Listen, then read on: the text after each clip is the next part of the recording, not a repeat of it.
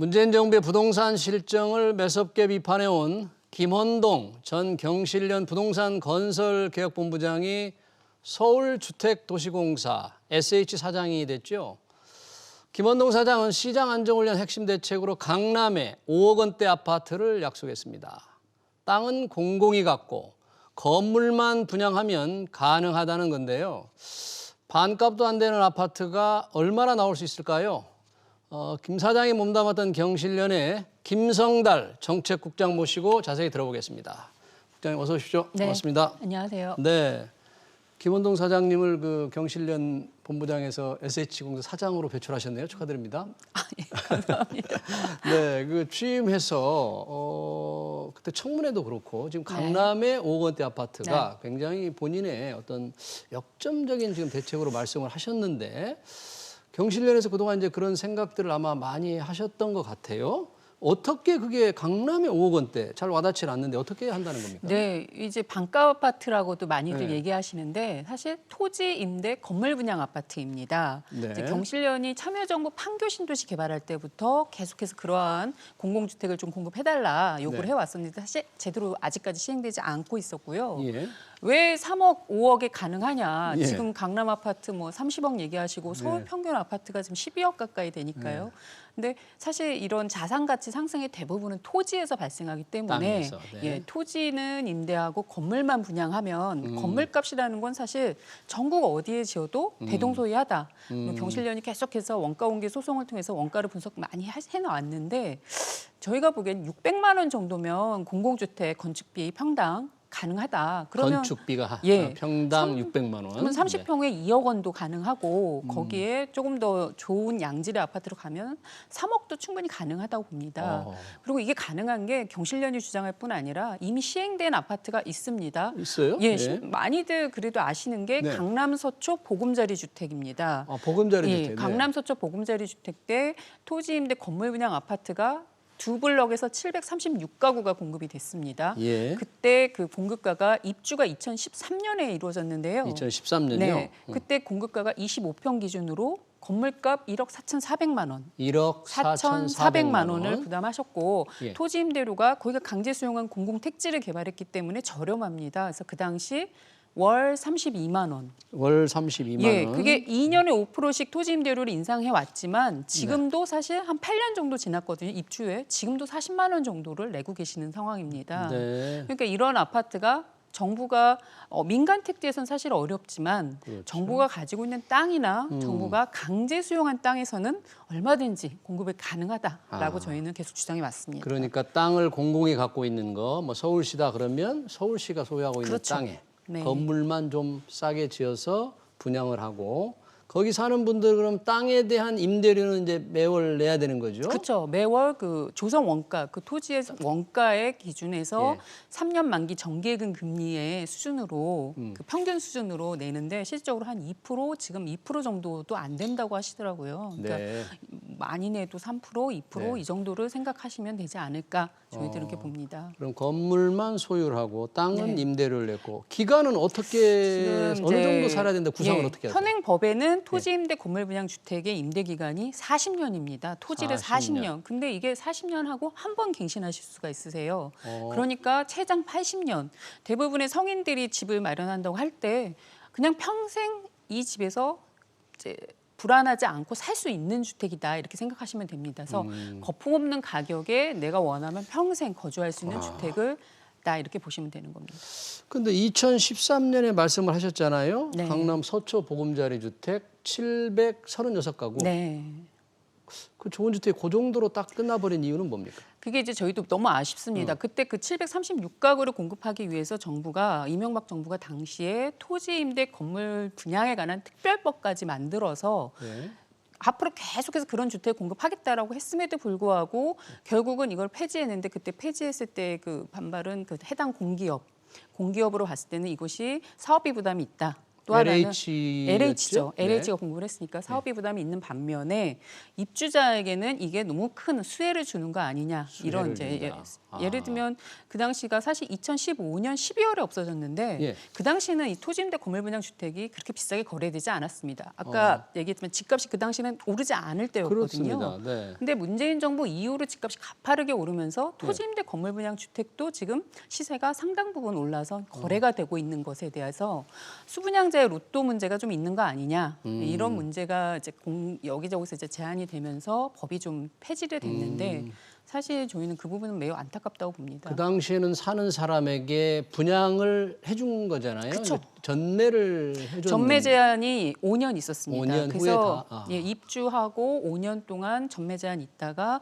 5년 지나서 그러니까 딱 그러니까 문재인 정부 이후로 가격이 올랐을 때 토지임대 건물 분양 아파트들도 시장에서 좀 거래가 되는 상황입니다. 그러면 당시에는 그렇게 하다 보니까 받은 분들이 분양을 다시 이제 전매를 돼서 받으면 너무 이렇게 로또를 맞는 그렇죠. 격이 됐으니까. 근데 이제 그만둔 우리나라는 이 강남에 있는 모든 아파트가 예. 아시듯이지만 다 10억씩 올랐습니다. 10억 가까이 올랐습니다.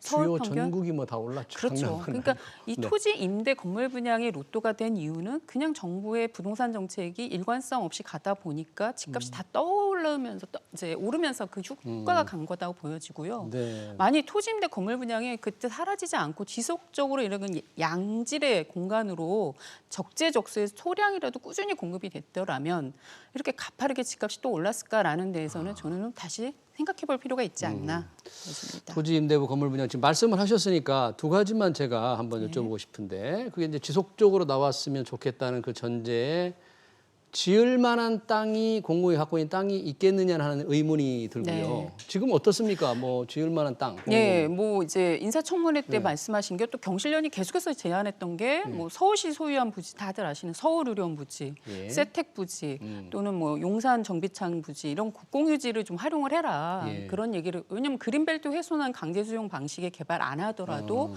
어느 정도 땅이 있다라고 보여지고요. 예. 또 국토부가 8사 대책 발표하면서 서울의 공공택지, 그 국공유지나 공공택지를 통해서 공급 가능한 지역을 찍어서 발표를 한 계획 호수가 11만 8천 호입니다. 예. 11만 8천 호에 공급할 수 있는 땅은 있다. 근데 그 땅을 토지임대로 갈 거냐, 뭐 다른 방식으로 갈 거냐를 이제 앞으로 좀 적극적으로 논의를 해서 제대로 된 공공주택을 좀 공급해 달라는 거죠. 지금 말씀하신 후보지에 대해서 일부 언론을 보면 해당 지역구 지금 말씀하신 뭐 서울의료원이라든지 세택 뭐 이런 데를 보면 지역구 강남구인데 벌써 이제 구청장이 막 반대를 하고 그러던데. 네, 저도 언론에서 봤습니다. 그러면 그 좋은 생각이 있더라도 현실적으로는 나오기 어려운 거 아니에요? 저 반대를 어떻게 뚫을 수 있을까요? 근데 이 땅의 소유는 일단 서울시가 가지고 있는 서울시 소유지입니다. 서울시 유지입니다. 그러니까 이제 지자체장도 의견을 얼마든지 제안할 수는 있지만 이게 사실 강남구만을 위해서 활용하는 땅은 아니거든요. 또 이제 서울 전체로 봤을 때 무주택자들의 주거 불안이 너무 심각한 수준이고 무주택자들의 어떤 주택을 공급하면 무주택자들이 줄어들어야 되는데 주택은 늘어나는데 자가 보유율은 또 서울이 계속 줄어들고 있습니다. 아, 서울의 자가 보유율이 그거는 낮아지고 있다. 한쪽에서 주택을 투기로 누군가 사재기 하고 있나라는 거거든요.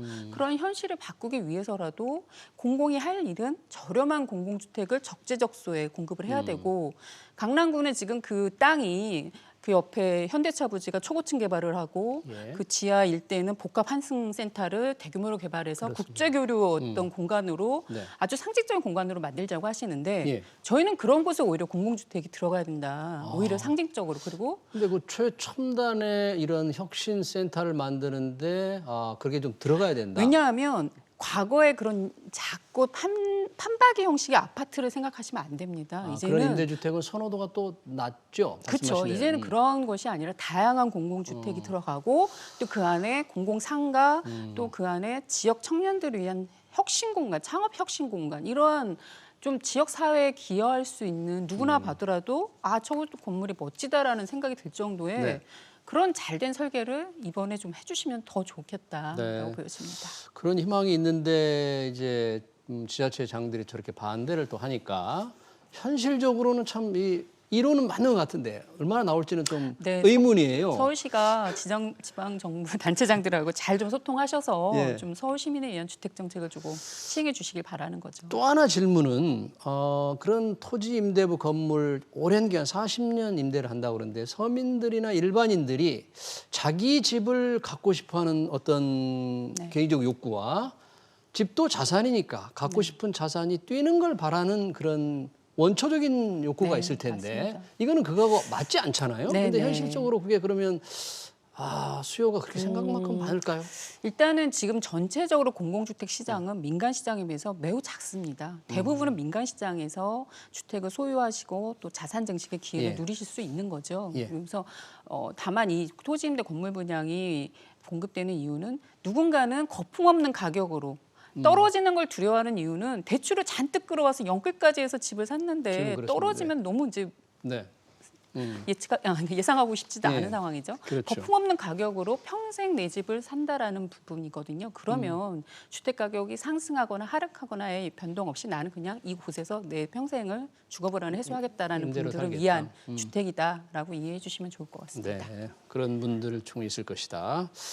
자, 그와 좀 유사한 질문인데 지금 대선 주자 더불어민주당 이재명 후보, 또 국민의 윤석열 후보도 이재명 후보는 기본주택, 네. 윤석열 후보는 청년 원가주택을 주장했는데 이것도 결국 반값 아파트인가요? 네, 원가 주택도 원가 기준으로 공급을 하니까 어떤 뭐 바가지 분양 안 한다는 얘기고 예. 또 하나는 역세권 첫집 주택이 있습니다. 예. 그 첫집 주택은 토지임대 건물 분양 방식으로 하겠다라는 개념이기 때문에 양 그 대선 후보들이 다 토지임대 건물 분양 방식을 공급하겠다는 의지는 공개적으로 밝히신 것 같습니다. 네. 근데 이제 이러한 것들이 되려면 아까 얘기하셨던 것처럼 땅도 있어야 되는 땅이 있어야 거잖아요. 되고. 근데 땅을 지금 국토부가 그런 땅을 대규모로 개발한 게 상기 신도시입니다. 근데 상기 신도시에 그런 정책들이 녹아나야 되는데 예. 지금 이미 국토부는 상기 신도시를 사전 청약해서 예. 본청약도 아닌데 미리 팔고 있고 그렇죠. 다 뭐 곧 조만간 민간업자에게 또 땅을 대규모로 매각할 해서 계획을 사전 밝히고 청약. 있습니다. 예. 그러면 도대체 어디에 기본주택과 원가주택을 할 수 있겠는지 국민들이 의아할 수밖에 없거든요. 그러니까 의지가 있다면 발언에서 끝나는 것이 아니라 현 정부 정책에 적극적으로 어떤 의견을 주시는 게 맞다라고 보여집니다. 그러니까 지을 땅이 분명히 확보되지 않을 가능성, 자금 마련도 사실 문제잖아요. 그 이제 기본주택이나 이런 것들은 아마 이제 국회를 통해서 예. 어떤 재원에 대한 아이디어를 갖고 계신 것 같습니다. 다만 예. 토지임대 건물 분양 주택은 자금에 대한 부담이 조금 덜한 게 건물값은 소비자가 부담하고 들어가는 구조이거든요. 건물은, 네. 예, 그리고 토지를 대규모로 하지만 강제 수용이나 국공유지를 활용한다면 토지비는 국공유지를 활용하면 토지비 부담은 예. 없습니다. 그리고 네. 일정한 임대 수익을 가져갈 수가 있습니다. 그렇군요. 뭐 선거 때가 등장해서 좀 표를 얻기 위해서 하는 게 아니고 제대로 된 정책이 좀 나왔으면 하는데 그런 의심을 좀 받고는 있습니다. 네네. 자, 뭐 종부세 마지막으로 종부세 폭탄 지금 뭐 1가구 1주택도 엄청난 세금을 지금 두드려 맞았다. 뭐 불만이 좀 끓고 있는데 어떻게 경실련에서는 어떻게 보십니까? 종부세가 많이 오른 건 네. 맞습니다. 하지만 종부세가 오른 건 집값이 많이 올랐기 때문이고 집값만 올라도 많이 오르는데 정부가 또 작년에 세율을 올렸잖아요. 문재인 정부에서 그렇죠. 세율이 올랐기 때문에 받아들이시는 입장에서는 너무 많이 올랐다는 얘기를 하실 수 있습니다. 거기에 더 나가서 분노하는 이유는 나만 내는 거 아니냐. 왜냐하면 그 옆에 상가 빌딩, 업무 빌딩, 고가 빌딩들이 1천억대 뭐 조단위 건물 빌딩들이 있는데요. 네. 이런 빌딩들은 그렇게 세율이 오르지 않았습니다. 세율이, 네. 지금도 일반 다주택자는 최고 세율이 6%인데 네. 일반 법인이 가지고 있는 상가 빌딩은 최고 세율이 0.7%입니다. 음. 문재인 정부에서 하나도 오르지 않았습니다. 그리고 과세 기준도 시세 반영하는 것이 훨씬 낮습니다. 네. 이런 불공정 때문에 더 분노하시는 거 아닌가 싶고 예. 이런 불공정을 먼저 바로 잡는 것이 또 필요하다라고 보여집니다. 여튼 뭐 상가들, 법인들의 건물 이런 것에도 좀 세율에 좀 관심을 가져야 된다 그런 얘기군요. 네. 네, 잘 들었습니다. 지금까지 김성달 경실련 정책국장이었습니다. 국장님 고맙습니다. 네, 감사합니다.